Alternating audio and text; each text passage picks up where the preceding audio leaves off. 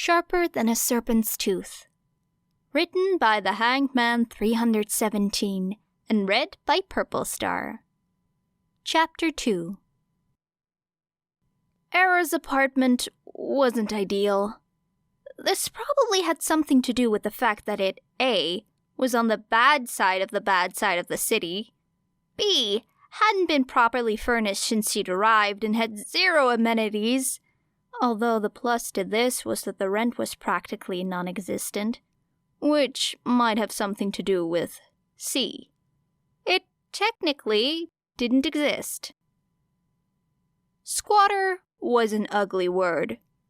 Era preferred opportunist. Although, honestly, that one wasn't much better. It didn't make her a bad person, though. She was pretty sure this part of the complex had burned down months ago, and it wasn't her fault that the owners had decided it wasn't worth the money to renovate. Or to check and see if there were any teenagers living in it, she guessed. Although, knowing her luck, they had it slotted in for demolition next Thursday. Era slumped into her bed. Really, just a mattress haphazardly thrown into a corner, and groaned into her pillow. What a meeting of disasters last night had been. She'd been stupid, a fact which she wasted no time fixating on throughout the entire morning as her injuries slowly faded away to pale scars against her skin. She'd known she was being tailed, and yet she'd gone out anyway. She'd seen the hero following her, and yet she'd intervened with that brawl. And then instead of finding a place to hide, to blend with a crowd and disappear, she'd fled across the rooftops from an underground hero. Very stupid. It was times like this that Era might wonder how she was still alive. Although the question had already been answered for her time and time again, with a varying degree of good humor. She wished her Quirk wasn't so fickle, though, as her stomach growled for the third time that minute. And she wished that she'd thought to grab some food while she was out, but no. Stupid again. And now she'd placed herself under a self-imposed house arrest to prevent her from doing anything stupider. So, of course, she couldn't get herself anything to eat. If there was a hero on her trail, a real hero, she would need to be far more careful. This wasn't a game, and treating it like one was an inexcusable lapse of judgment that came from letting the rush of freedom get to her too easily. That was fine for the first hour, maybe, but now it was beneath her. She'd been free for about 2 months, by her account. That was enough time. Era needed to get over it, banish the intolerable weakness that was phantom pains and lingering shadows and the ghost of metal shaving in her wrist, and get her act together. The problem was that there really wasn't an act at all. It was mostly just half-baked nothings, flitting ideas that she managed to cobble together into something that was barely legible, if you squinted. Being a vigilante had a few benefits, but it was starting to become more trouble than it was worth. She was already running, and she really didn't need more hunters. Yes, there was the recognition, the potential for someone noticing if she disappeared. And of course, being able to operate with a mask most of the time was nice. And, well, Era would be lying if she said she didn't enjoy beating the shit out of a mugger or two. But it wasn't sustainable. She needed something better, something high profile but without so much risk. Era groaned into her pillow again. Because, fuck, this was that goddamn stupidity rearing its ugly head again. She needed UA. No, you don't. It made sense. There were logical reasons. The security, the potential to get a license, the possible information she could gather, the presence of heroes at all times. Yeah, that last one was a little sticky. Because, yes, that meant people would have a harder time getting to her, but Obviously, there were problems with that last one. Era narrowed her eyes, dragging her battered laptop over and flipping through her files once more. What made it all worse was that she knew it wasn't all logical. Deep inside, there was a little voice that had miraculously avoided being crushed to death, and it kept whispering thoughts that were frankly absurd. You could make up for it. Every little thing you've ever done. Save enough lives to finally clean the red from your hands. Era had to snort at that, because she knew for a fact that the blood would never come out. And yet, she was a villain, now vigilante, and she thought she could be a hero. Didn't things usually go the other way around anyway? Fuck this. She had other things to worry about. Era forced herself to focus on the screen in front of her, scrolling through blurry photos and shaky video, collecting any information she could find on this Eraserhead guy.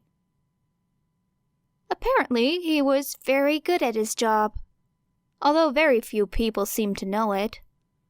Underground heroes. Damn, but weren't they just a little bit cool? That voice again, nagging. She swatted it aside. There was nothing cool about a possible hunter.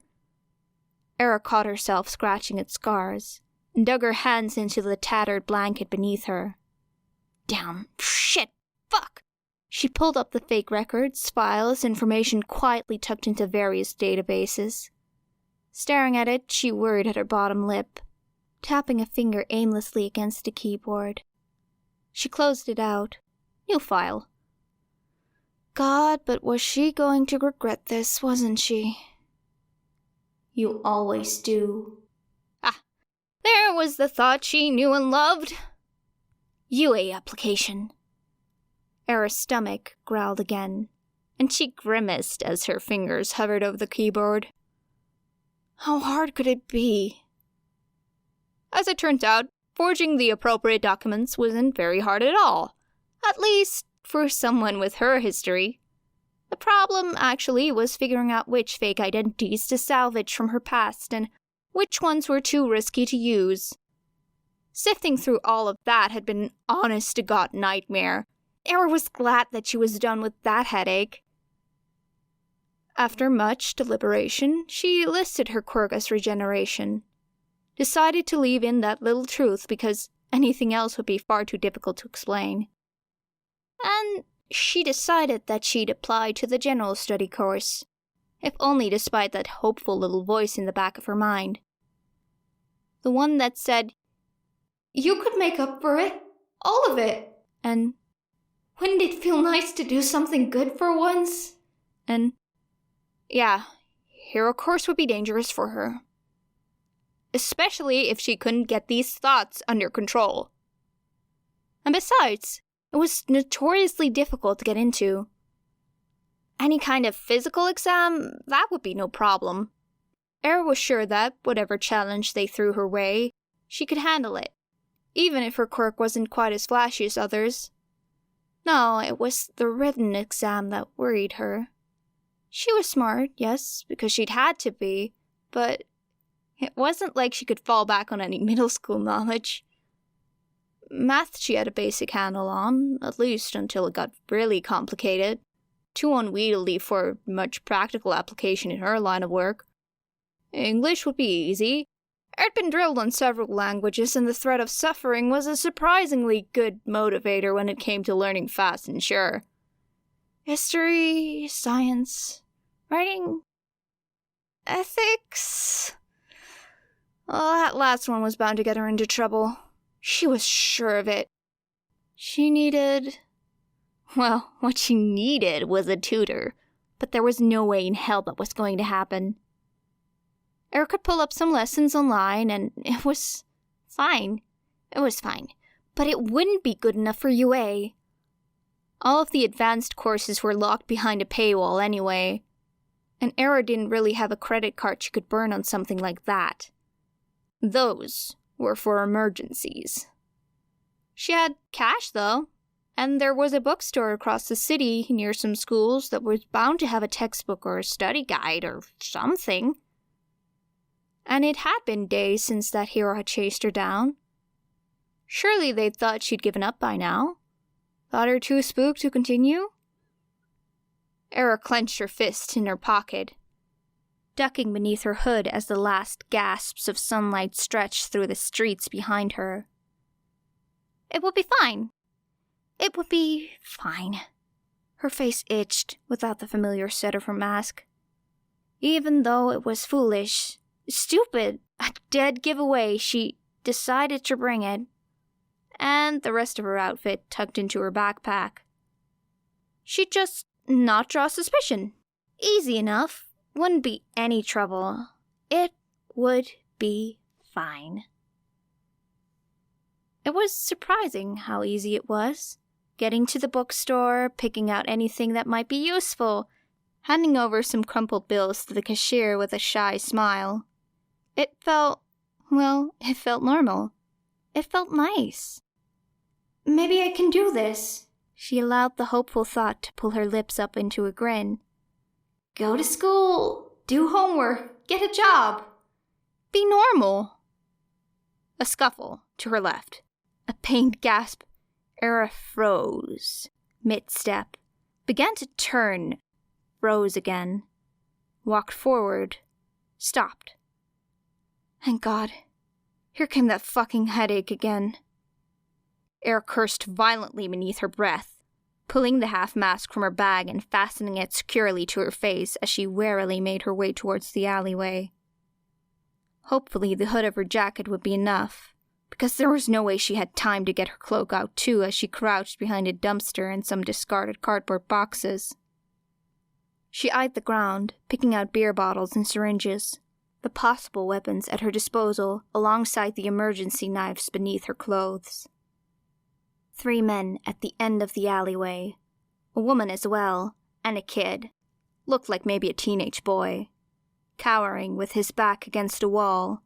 He had a hood as well, though it had fallen down, and clearly he'd been wearing a balaclava. Fuck. These stupid fucking kids playing heroes.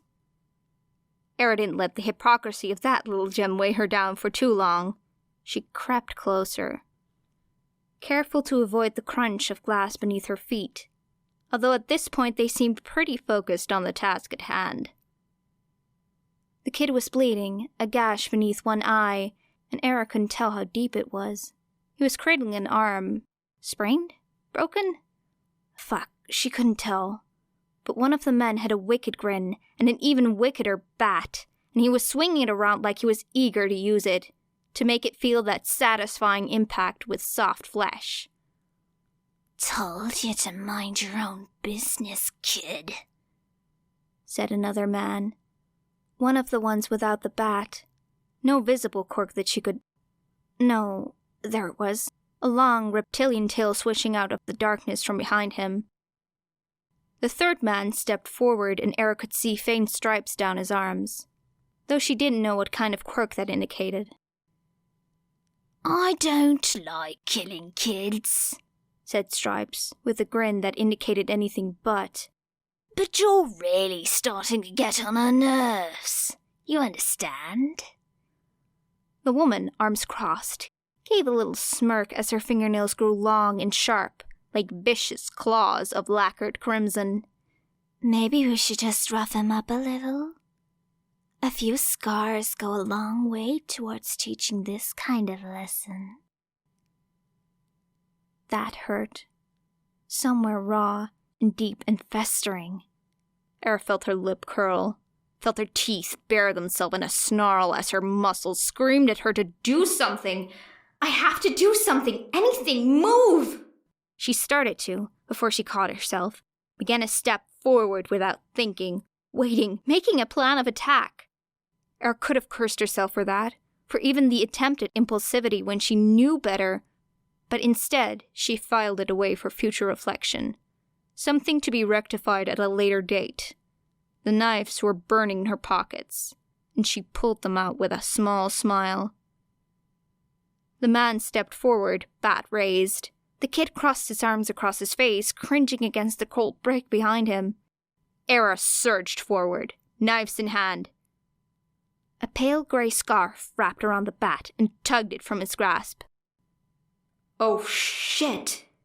She still had the momentum, the intent, couldn't stop unless she wanted her balance thrown, and so she slammed into him nonetheless, knocking the butt of her dagger against the side of his head and feeling him slump to the ground.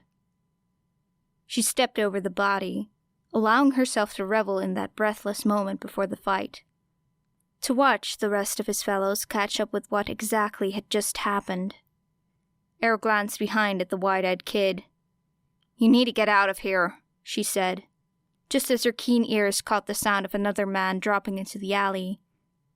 Scarves rustling, hair wild, dressed in all black, and oh fuck, she could feel his glare even from behind his goggles.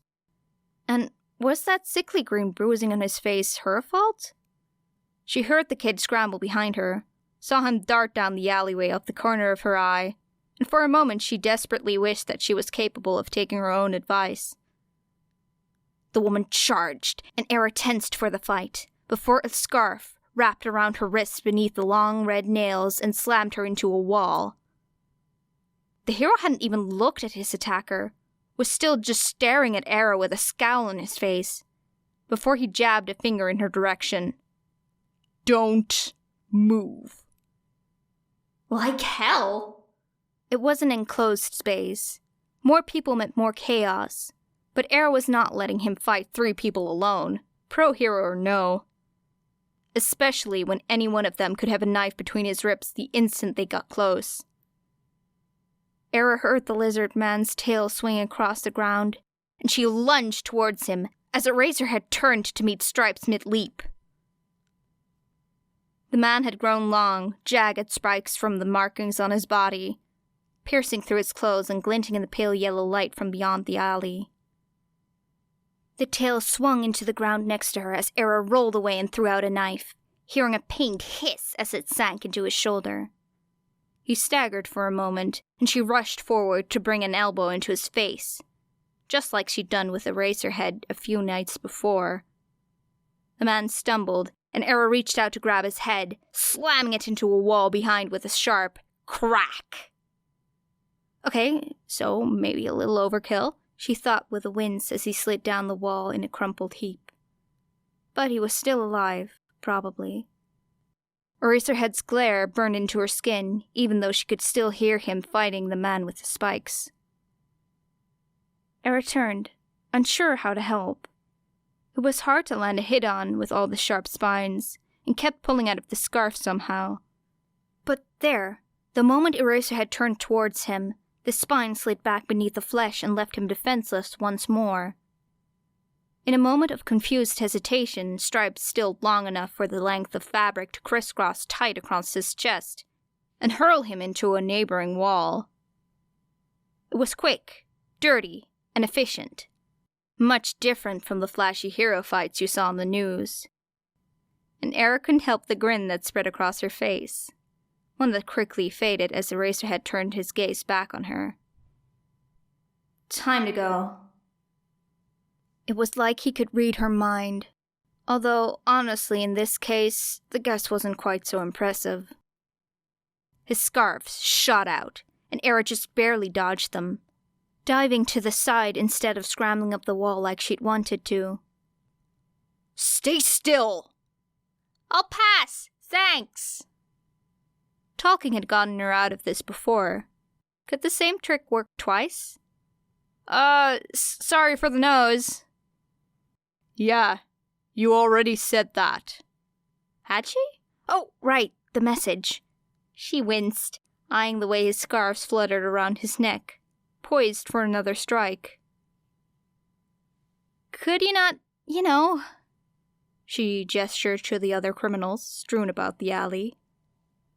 "My arm kind of still hurts, and I'd rather not be thrown into a wall." "Too bad." The scarves flew forward again, and Era cursed as she rolled out of the way. Okay, he definitely wasn't going to fall for that a second time. Shit! "Look!" She saw it before he did. His back was turned.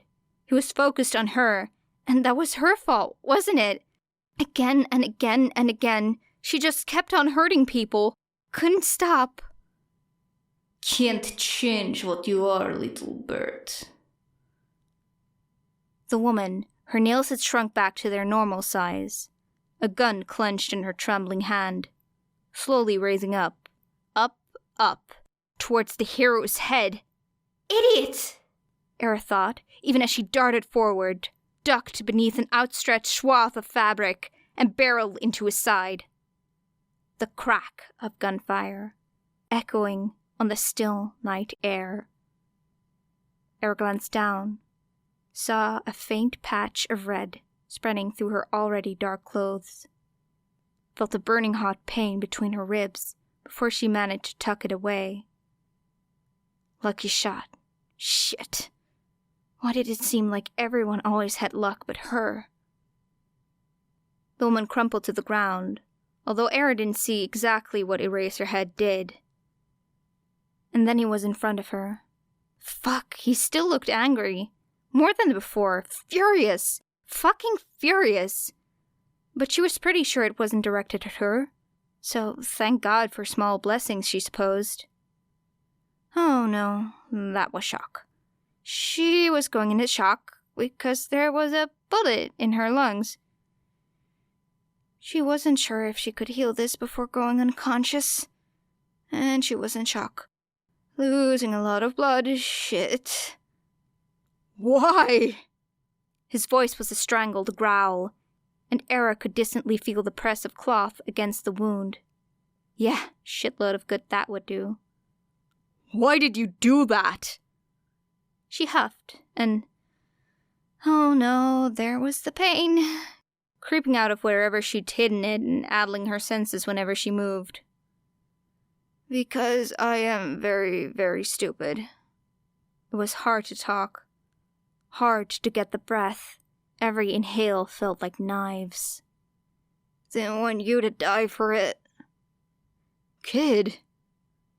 He cursed beneath his breath, began to settle her against a wall, and pulled out a phone. Era's eyes sharpened. Mind fought through the haze to a crystal focus as her hand darted out to slap the phone violently from his fingers. No hospital, she hissed, aware of the blood dripping from her lips and the wide craze of her pupils, realizing that she probably looked like a cornered animal. Good. Maybe it would give him some pause, even if the Weak. You're weak. Made her teeth grind together. He looked at her, goggles resting somewhere beneath his scarf once more. Kid, you're in shock. That was the voice of someone who wanted to be soothing, but was a little too stressed to pull it off. She knew it well. The pressure against her ribs increased as he tried to stem the blood flow and leaned down for his phone at the same time. Nothing's going to happen to you. I'm just going to call a doctor so we can... No. Fuck. And she couldn't tell if those curses were all in her head or if she'd just muttered them aloud. Either way, the hero helped her down the wall. Hands still pressed to the wound even as she felt her ragged body writhe and mend. He was going to do it. She couldn't stop him. Because of course, he was a fucking hero. He was going to wrangle her into a hospital no matter how much of a hissy fit she threw about it because he thought she was going to die. God, she was starting to remember why she hated these guys. I'm not. It was hard, gasping through blood and pain and reaching out to grab his wrist so he could just fucking listen to her. She had to tell him, to let this one thing slip through or else risk losing everything. I'm not going to die. Okay, sure. He sounded like he almost wanted to laugh, but thought better of it. Hysteria? He didn't seem the type. The bullet would suggest otherwise. Still, he reached for his phone and Era gave a strangled hiss. I am not, she repeated, fingers tightening around his wrist. Going to die.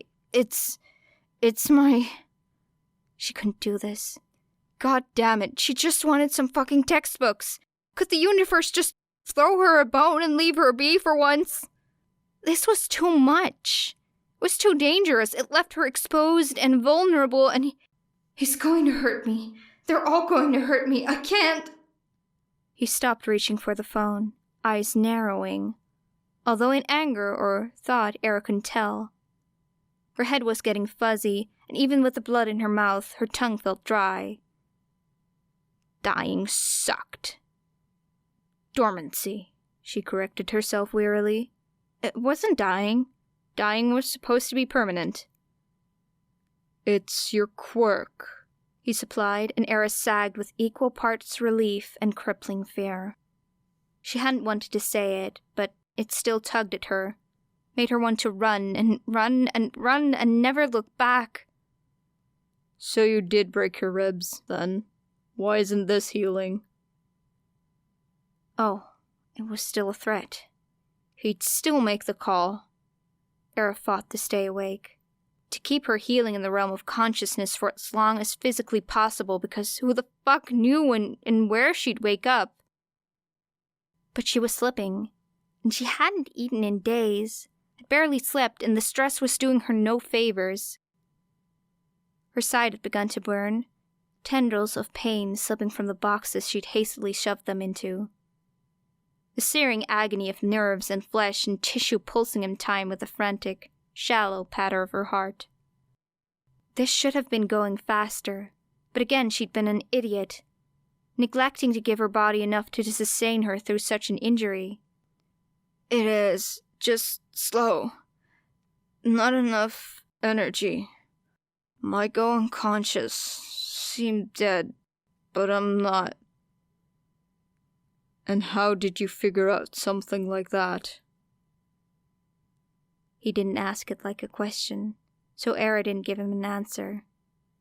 He sighed, pulling his hand away, and for a brief moment of weakness, Era craved the contact again.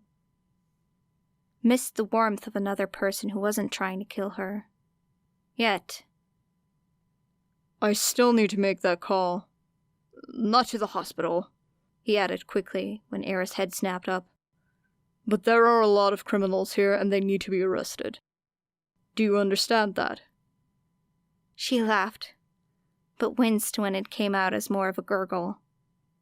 Started to talk, but found she couldn't force the words through. Her hands began to move of her own volition, almost as if she were muttering to herself unconsciously. And I'm one of those criminals, she signed. He glanced down at her hands and, fuck. Of course he could understand sign language. Why not, right? That felt right in line with the way this night was going. You're a vigilante. Illegal quirk use is a criminal offense. Look, the penalties probably won't be so harsh for a minor, but...